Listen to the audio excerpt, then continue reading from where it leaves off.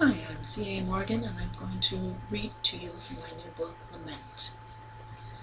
Lorelei, what do you have to say for yourself?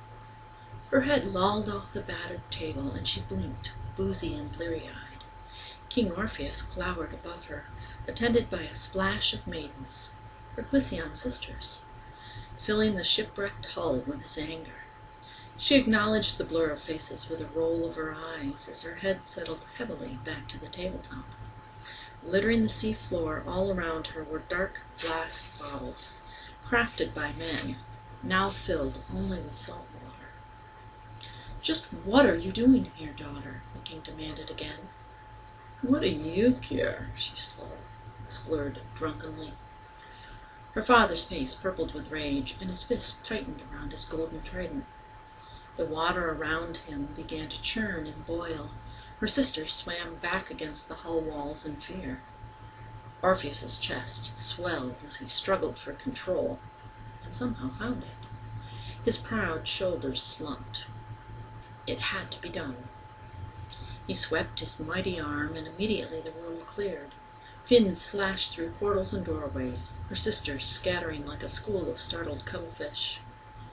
Then, with a tenderness no one but she was left to witness, the Sea King reached out and stroked a silky tendril of his youngest daughter's hair, letting it coil with the current around his finger. She stirred and pulled away.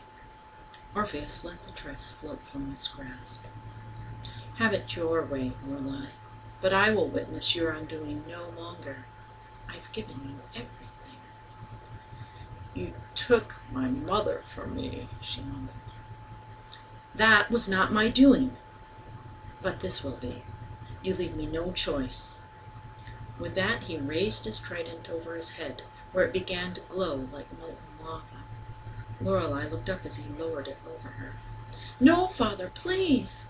She cringed as the glow spread through the water to encircle her, sizzling and popping like an unsteady current.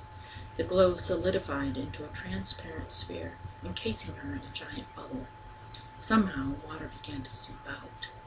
Then, suddenly, a tearing sensation gripped her by the tail, ripping upward. Lorelei writhed in pain, pushing frantically against the bubble's taut surface, but it held, not giving way. Soon she was struggling to keep her head under water. "Father!" Orpheus wore a ruby-lit grimace as he witnessed her painful transformation. "I am sorry, Lorelei, but it's for your own good." "I'll change! I'll do whatever you say! Please, father!" "You've made your choice already, Lorelei, and I've made mine." Orpheus shook his head, sobbing. "I wish it were not so." As the last of the water drained from the sphere, the transformation was complete. Lorelei sobbed, breathing air and wishing, not for the first time, that she were dead. Instead of smooth scales and flowing fins, her body was clothed with a shimmering sea-green down. Strange pale appendages poked out beneath its hem. As if that weren't punishment enough, she knew what it meant: banishment. She was no longer fit for life beneath the sea. Peering through the bubble at the distorted image of her father, she mouthed one word, as it and she began to rise.